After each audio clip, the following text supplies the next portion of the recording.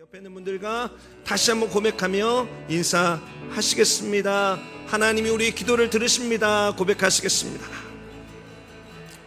아멘, 아멘, 아멘. 하나님이 우리의 기도를 들으십니다. 하나님이 우리의 기도에 응답하십니다.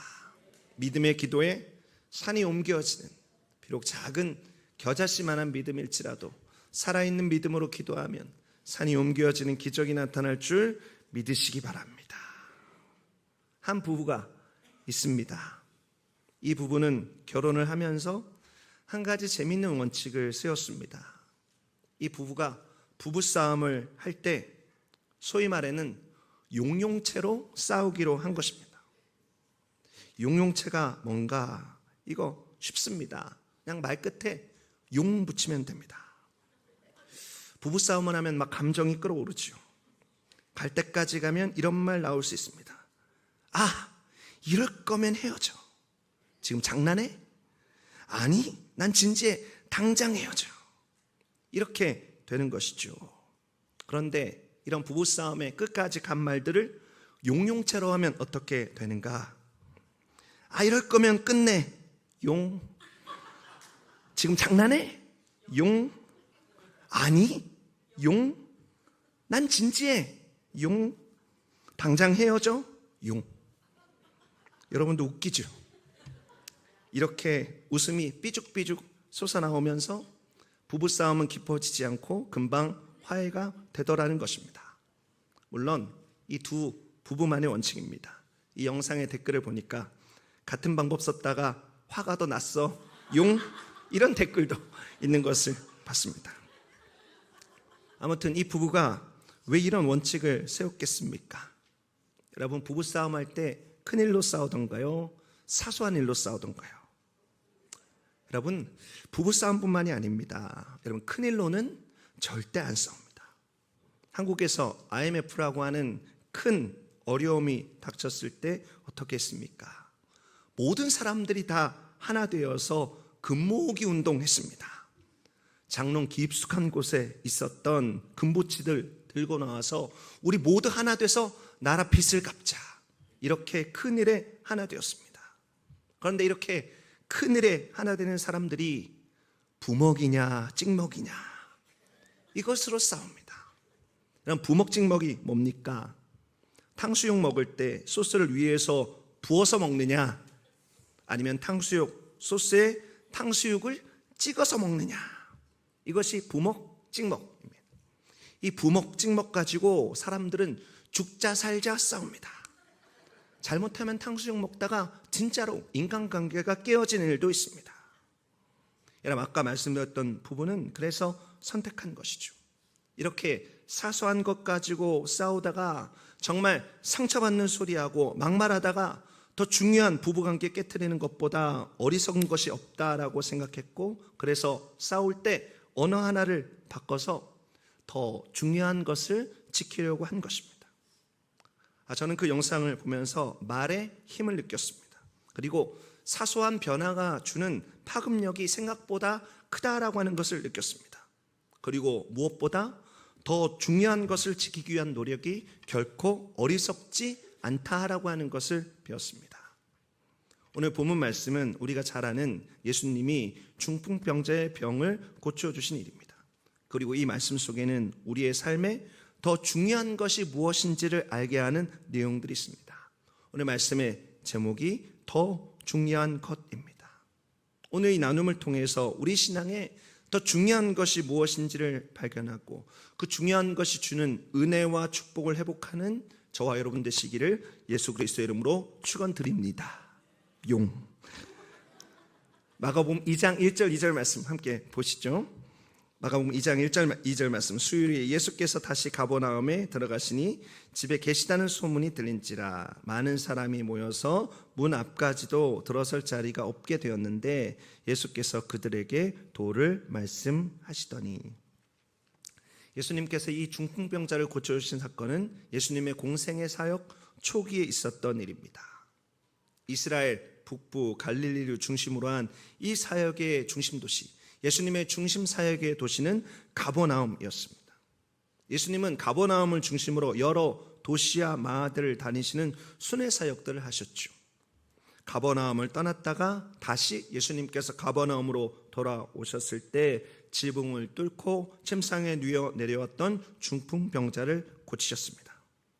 이렇게 예수님께서 가버나움에 다시 돌아왔다라고 하는, 그래서 집에 계시다라고 하는 소문이 퍼졌습니다. 이 집이 누구의 집인지는 성경이 밝히고 있지 않습니다. 아무튼 그 소문이 퍼졌고 많은 사람들이 모였습니다. 성경을 보면 문 앞에까지도 들어갈 수 없을 정도로 사람들이 많이 몰려들었다, 이렇게 기록하고 있습니다.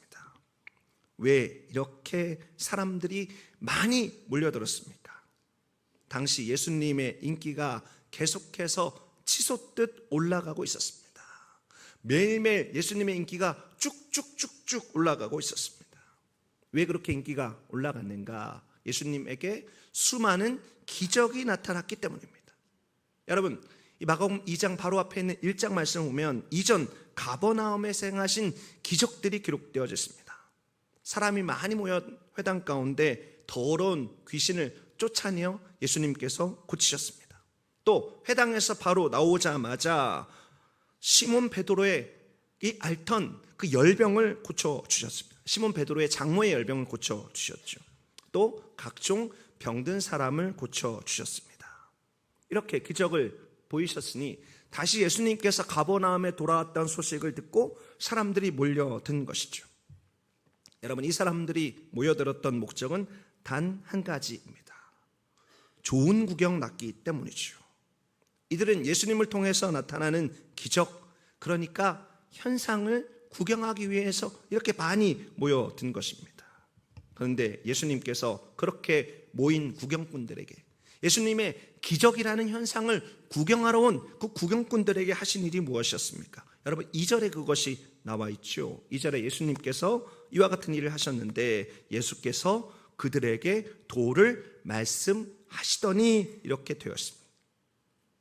여러분, 여기서 말하는 도는 동양 종교에서 말하는 그런 것 아닙니다. 여러분, 사실 이 도는 말씀입니다. 그리고 복음입니다. 그러니까 말씀을 전하시더니, 복음을 선포하시더니 이것이 맞습니다. 그러니까 도를 전했다라기보다는 정확하게 말씀을 증거하시고 복음을 선포하신 것이죠. 어쩌면 예수님의 이 모습은 구경꾼들에게는 기대가 충족되지 않는, 어쩌면 실망스러운 모습인지도 모르겠습니다. 그러나 예수님은 현상보다 더 중요한 것을 그들에게 주고 있습니다.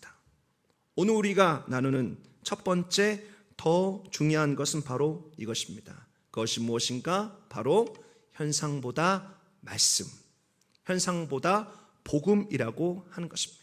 여러분, 첫 번째 진리를 기억하십시오. 현상보다 말씀, 현상보다 복음입니다. 여러분, 눈에 보이는 현상은 사람들을 끌어당깁니다.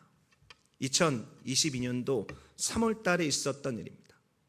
러시아 모스크바의 한 경기장에서 대규모 행사가 열렸습니다. 러시아의 크림반도 합병 8주년을 자축하는 집회였습니다. 이날 집회에 푸틴이 나와서 연설을 했습니다. 그의 5분의 연설 속에서는 러시아가 우크라이나를 침공한 정당성을 계속해서 주장하는 연설이 이어졌습니다. 푸틴 입장에서는 엄청난 자리, 엄청난 중요성을 가지는 연설이었죠.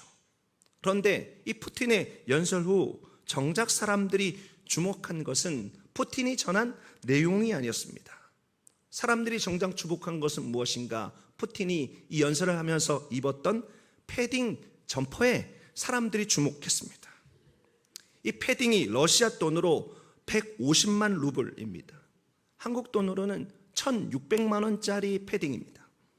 오늘 환율로는 달러로 12,000불짜리 잠바입니다. 여러분, 패딩이 이렇게 비싼 줄 저도 처음 알았습니다. 이탈리아의 럭셔리 브랜드 로로피아나라는 회사의 패딩이었습니다. 이게 얼만큼 큰 가치인가? 러시아 국민들이 2년치 월급을 고스란히 모아야 이 패딩 하나 살 수 있는 엄청나게 비싼 옷이었습니다. 러시아 사람들이 빈곤을 겪고 있을 때 푸틴은 이 고급 브랜드의 패딩을 입고 나타나서 연설한 것입니다. 여러분 실제로 푸틴은 애국심을 굉장히 강조하지만 러시아 브랜드는 절대 입지 않는다라고 합니다. 정말 이런 코미디도 코미디가 없죠. 아무튼 저는 이 푸틴의 위선적인 행동도 기억이 남지만 또 한편으로는 사람들은 아무리 중요한 자리에서 중요하다고 외치는 말보다 눈에 보이는 현상에 더 주목하는구나 라고 하는 것을 다시 한번 깊이 생각하게 되었습니다. 여러분, 예수님도 그랬습니다. 예수님이 보이신 기적은 단순한 현상이 아니었습니다. 이것은 예수님이 구약에 예언되어진 메시아라고 하는 것을 분명하게 증언하는 표적이었습니다. 그러나 사람들은 그 기적 가운데 담겨있는 메시지는 무시하고 기적이라고 하는 현상 자체에 열광했습니다. 여러분, 오늘날도 그런 것 같습니다. 사람들은 생명을 주는 복음과 말씀보다 현상에 더 열광하고 있습니다. 여러분이 자주 보는 유튜브만 해도 그렇죠. 조용히 복음의 진수를 들려주는 채널보다 말씀은 전혀 없고 현상만을 보여주거나 아니면 나타나는 현상의 자극적인 해설, 자극적인 영상을 가미한 채널에 사람들이 몰리고 거기에 열광하고 있는 것들을 보게 됩니다. 그러나 사랑하는 성도 여러분, 기억하십시오. 현상보다 중요한 것은 말씀입니다. 현상보다 중요한 것은 복음입니다. 여러분, 이 마지막 때에 나타나는 징조 자체보다 그 징조에 대해서 말씀하시는 예수님과 깨어있고 인내하며 믿음을 끝까지 지키라는 예수님의 말씀이 더 중요한 것이죠.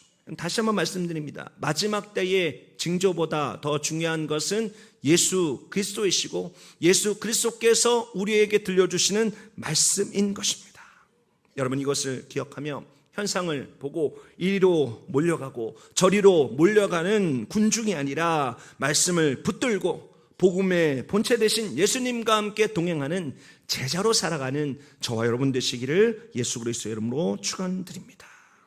자, 이렇게 예수님께서 말씀을, 이 천국 복음을 전하고 계셨는데 돌발사태가 일어납니다. 마가복음 2장 3절과 4절 말씀을 함께 보시죠. 같이 읽어볼까요?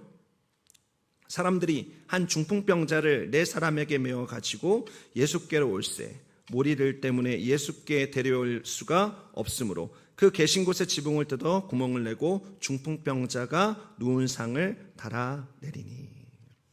역시 자막이 없으니까 소리가 좀 작아집니다. 열심히 고치고 있습니다. 종종 컴퓨터도 이 기계도 정확하지 않아서 이런 일들이 있습니다. 우리가 믿고 의지할 분은 주님밖에 없습니다. 사랑하는 성도 여러분, 컴퓨터를 의지하지 마시고 영과 진리로 예배 드리시길 바랍니다. 예수님이 있던 그 집에 지붕이 뜯어지기 시작했습니다. 여러분, 작은 구멍이 아니죠. 예수님께서 말씀을 전하고 계신데 천장에서 흙이 툭툭툭툭 떨어지기 시작합니다. 그리고 천장에 침대 하나가 들어갈 만큼 큰 구멍이 납니다. 그리고 끈에 묶인 침대가 내려오는데 그 침대에 환자가 누워 있습니다. 여러분 한번 상상해 보십시오. 그럼 정말로 놀라운 광경 아니겠습니까? 여러분, 이것은 일반적이지 않은 아주 진귀한 모습입니다. 하지만 이스라엘의 가옥구조는 우리가 살고 있는 집들과는 좀 달라서 이게 아주 불가능하거나 어려운 일은 아닙니다. 여러분, 이스라엘의 집들은 지붕이 평평합니다. 그리고 계단은 집 외부에 있습니다. 여러분이 2층을 올라가는 계단이 집 내부에 있지만 미국 집들은 그런데 이 이스라엘의 집들은 올라가는 계단이 집 바깥에 있습니다. 그래서 실내를 거치지 않고 친구들이 중풍병자 친구를 침상에 메고 지붕에 올라갈 수 있었습니다. 또 그 지붕도 들보가 있고 작은 나무들을 놓고 흙으로 메웠던 것이기 때문에 벗겨내는 것이 어렵지 않습니다. 하지만 이것이 우리가 생각할 때, 그리고 이스라엘의 가옥구조를 생각할 때 가능한 것이라고 해도 사실 이 일은 대단한 용기와 결단이 필요한 것이죠. 여러분, 중풍병자에게는 일반적인 방법으로 예수님 앞으로 갈 수 없는 여러 장애물들이 있었습니다. 일단 본인이 스스로의 힘으로 걸을 수 없는 중풍병자입니다. 또 다른 이유가 있지요. 여러분, 성경에 어떻게 되어져 있습니까? 4절이 어떻게 시작하고 있습니까? 4절에 무리들 때문에 이렇게 기록되어져 있습니다. 이미 집에 무리가 가득 차 있어서 이 중풍병자가 예수님께로 가까이 접근할 수가 없었습니다. 또 옥상으로 올라갔을 때 지붕이 막혀 있었습니다. 이 사람이 중풍병자인 것, 그리고 무리들이 집에 가득 차 있는 것, 그리고 지붕이 막혀져 있는 것, 이 세 가지가 중풍병자에게는 장애물이었습니다. 그러나 중풍병자와 그의 친구들에게는 앞을 가로막는 장애물보다 더 중요한 것이 있었습니다.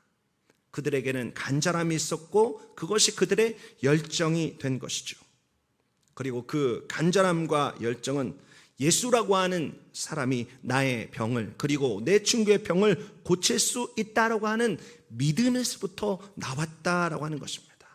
여러분, 이어지는 5절에 있는 말씀을 보면 예수께서 그들의 믿음을 보셨다, 이렇게 기록하고 있습니다. 여러분, 흔히들 이 성경 이야기를 나눌 때 중풍병자를 지붕을 뜯고 침상에 달아내린 친구들의 믿음만 이야기하는 경향이 있는데, 여러분, 사실 이어지는 말씀을 보면 이 중풍병자 본인에게도 믿음이 있었다라고 하는 사실을 알 수 있습니다. 그러니까 이 중풍병자와 중풍병자의 친구들이 완전히 예수님에 대한 믿음으로 하나 된 것이죠. 그래서 중풍병자라고 하는, 무리들이 많다라고 하는, 지붕이 막혔다라고 하는 장애물을 그냥 뛰어넘어 버린 것입니다. 사랑하는 성도 여러분, 두 번째 나누고 싶은 더 중요한 것이 있습니다. 그것이 무엇인가? 바로 장애물보다 믿음이다라고 하는 것입니다. 여러분, 따라해 보시기 바랍니다. 장애물보다 믿음. 장애물보다 믿음. 여러분, 믿음이 없는 사람은 장애물만 눈에 보입니다. 못하는 것, 안 되는 것, 할 수 없는 것만 이야기합니다. 나는 몸 상태가 이래서 예배 못 옵니다. 나는 시간이 없어서 양육 못 받습니다. 나는 돈이 없어서 선교 못 갑니다. 여러분, 우리 앞에 있는 장애물들은 내 마음과 생각과 내 입술의 고백을 휘어잡습니다.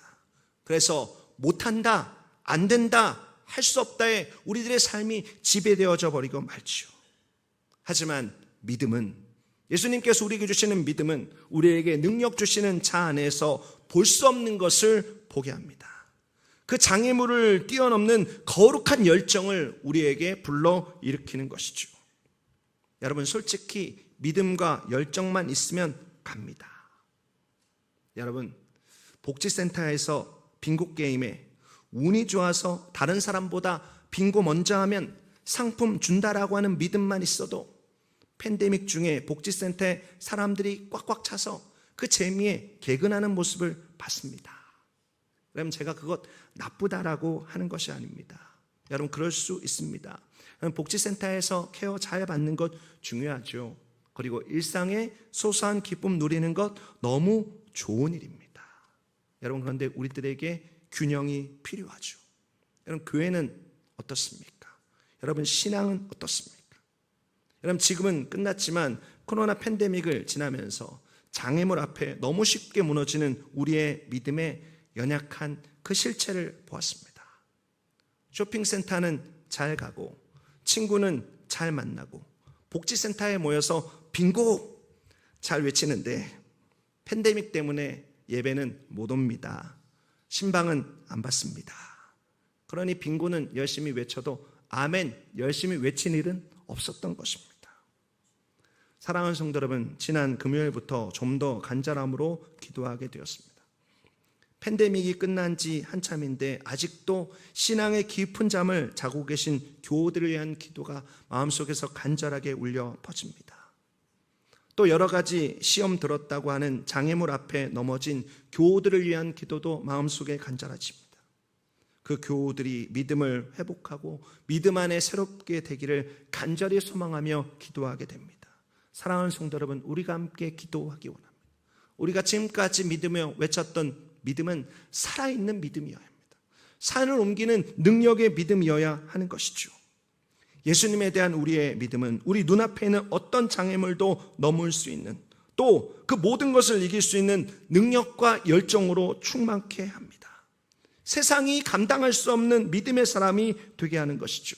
그리고 그 믿음이 결국 예수님이 약속하신 실상과 증거로 우리들의 삶에 생생히 나타나게 되는 것입니다. 여러분, 예수님이 풀지 못할 힘든 일은 없습니다. 예수님이 움직이지 못할 높은 산은 없습니다.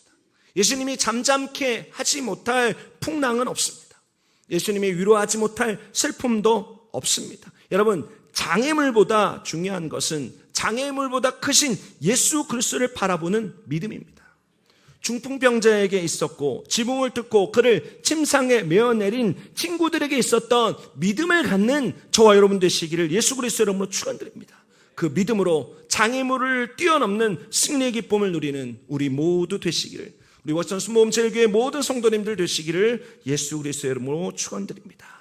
마지막으로 5절 말씀입니다. 마가복음 2장 5절 말씀, 여러분 성경을 통해서 함께 이 말씀을 읽기 원합니다. 예수께서 그들의 믿음을 보시고 중풍병자에게 이르시되 작은 자야 내 죄 사함을 받았느니라 하시니.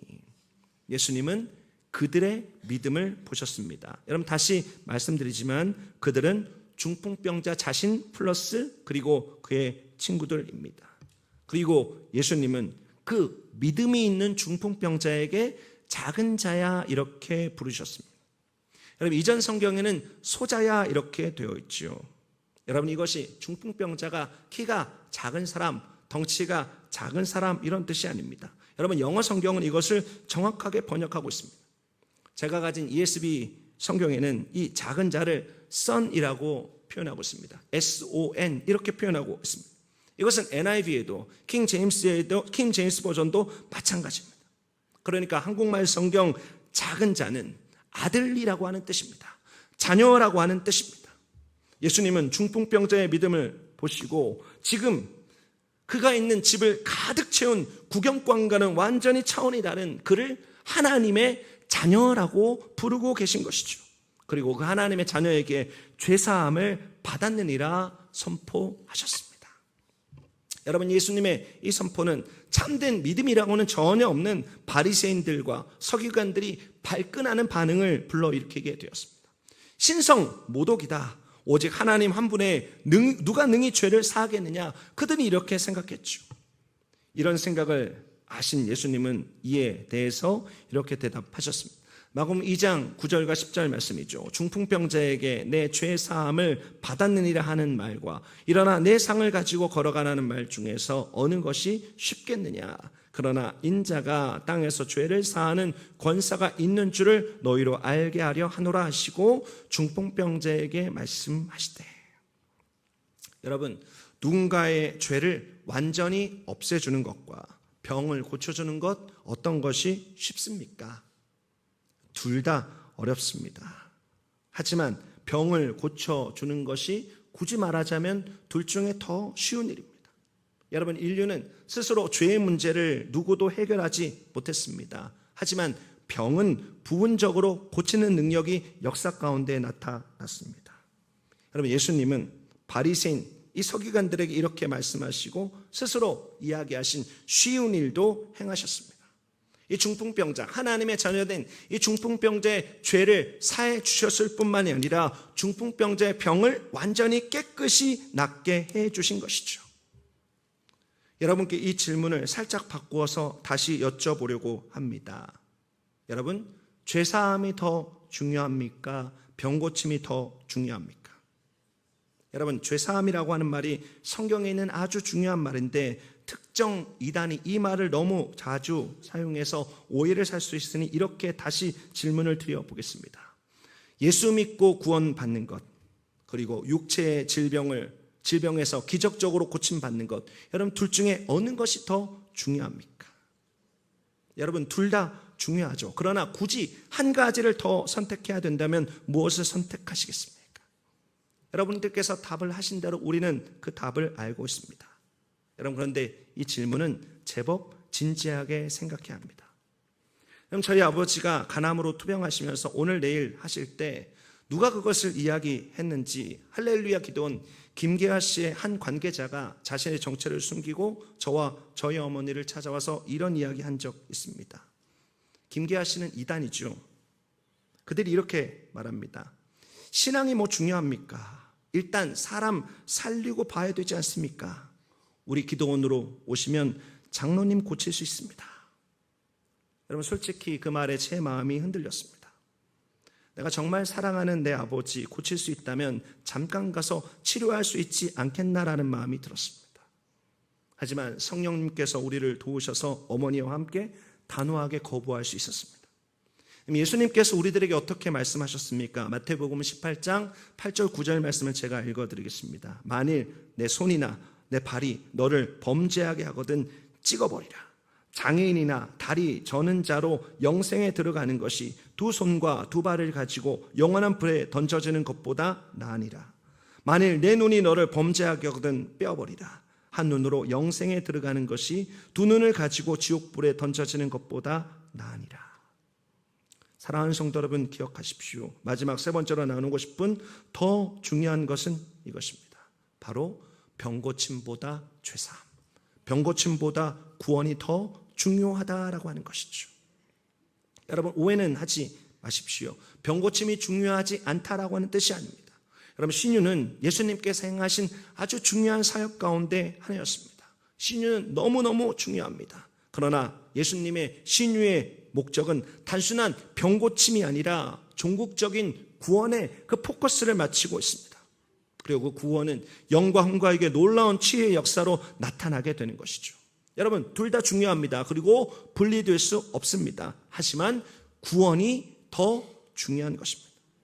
여러분, 제가 또 질문을 바꿔서 한 가지 질문을 여러분들께 드리겠습니다. 방금 나누었던 병고침의 자리에 많은 것을 넣어볼 수 있습니다. 여러분, 질문을 드리죠. 돈을 많이 버는 것, 혹은 세상에서 성공하는 것과 구원받는 것, 무엇이 더 중요합니까? 여러분, 여기가 교회고 질문하는 사람이 목사니 여러분 다 정답을 말씀하십니다. 저는 그것이 여러분의 진심이라고 믿습니다. 여러분, 근데 실상 제가 우리 가족을 찾아온 이단의 속삭임에 마음이 흔들린 것처럼 이 땅을 살아가면서 우리들의 마음도 흔들릴 수 있습니다. 여러분, 돈을 많이 버는 길이 있다면, 또 세상에서 성공하는 길이 있다면 구원의 길에서 잠시 벗어나도 되지 않을까라고 하는 유혹이 우리들의 삶에 실질적으로 찾아옵니다. 그냥 잠시 떠났다가 다시 돌아오면 되지라고 하는 안일한 마음이 듭니다. 여러분, 그러나 실제로 그렇게 했다가 떠난 사람 가운데 아직 돌아오지 않는, 영영 돌아오지 못한 사람들이 부지기수입니다. 정말로 간절하게 바라는 것은 그들이 늦기 전에 더 돌아올 수 있기를 간절하게 소망하게 됩니다. 사랑하는 성도 여러분, 우리가 구원받아 하나님의 자녀 되는 것, 우리가 하나님의 백성으로 살아가는 것, 우리가 그의 기르시는 양이 되는 것, 여러분, 이것은 세상 어떤 것과 바꿀 수 없는 가장 소중한 가치입니다. 그 어떤 것보다 더 중요한 것입니다. 여러분, 이것을 기억하며 구원의 은혜 가운데서 영광에 이르기까지 믿음의 길을 걸어 나아가는 저와 여러분 되시기를 예수 그리스도 이름으로 축원드립니다. 사랑하는 성도 여러분, 오늘 저와 여러분들은 우리들의 삶에 더 중요한 것이 무엇인지를 나눴습니다. 여러분, 이 세 가지를 꼭 기억하십시오. 현상보다 하나님의 말씀, 복음이 더 중요합니다. 우리들의 삶에 어떤 장애물보다 그 장애물을 뛰어넘는 믿음이 더 중요합니다. 우리들의 삶의 병고침보다 죄사함, 구원이 더 중요합니다. 사랑하는 성도 여러분, 이것을 기억하십시오. 말씀 위에 서십시오. 믿음으로 살아가십시오. 구원의 감격과 감사와 하나님의 자녀됨을 잊지 않고 살아가십시오. 여러분, 이것이 더 중요한 것입니다. 신앙에 있어서 더 중요한 것입니다. 화려하지 않아도, 사람들이 볼 때 막 대단하게 생각되어지지 않아도, 마치 아무것도 아닌 것처럼, 마치 아무것도 아닌 사람처럼 살아간다라고 할지라도, 사랑하는 성도 여러분, 더 중요한 것을 마음속에 간직하십시오. 더 중요한 것에 여러분의 삶과 목숨을 거십시오. 그것이 여러분의 삶을 하나님께서 기뻐하신 참된 승리와 참된 기쁨으로 인도하게 될 것입니다. 기도하겠습니다. 존귀하신 하나님, 하나님 앞에 감사를 드립니다. 하나님, 우리는 때로 눈에 보이는 현상, 우리 눈에 보이는 것, 귀에 들리는 것 때문에 하나님의 말씀, 복음을 믿고 살아갈 때가 많이 있습니다. 하나님, 때로 우리들의 삶 앞에 있는 장애물 때문에 못한다, 안 된다, 할 수 없다, 이런 말들 하면서 믿음 없는 불신앙이 우리들의 삶을 내어 던질 때가 있습니다. 하나님, 우리들의 삶 속에 구원의 감격을 잃어버리고 다른 기적만을 쫓는 우리들의 연약함도 있습니다. 하나님, 더 중요한 것이 무엇인지 말씀하셨습니다. 더 중요한 것 붙들고 하나님께서 기뻐하시는 진짜 믿음의 길 걸어나갈 수 있도록 주님 인도하여 주옵소서. 참된 신앙의 길 걸어나갈 수 있도록 주님 인도하여 주옵소서. 더 귀한 것, 더 복된 것, 하나님께서 우리들의 삶에 주신 가장 아름다운 것, 그것을 구하며 그것을 사모하며 나아가는 하나님의 자녀들 되게 하여 주옵소서. 하나님의 크신 사랑 감사드립니다. 모든 말씀 살아서 역사하시는 예수 그리스도의 존귀하신 이름으로 기도드립니다.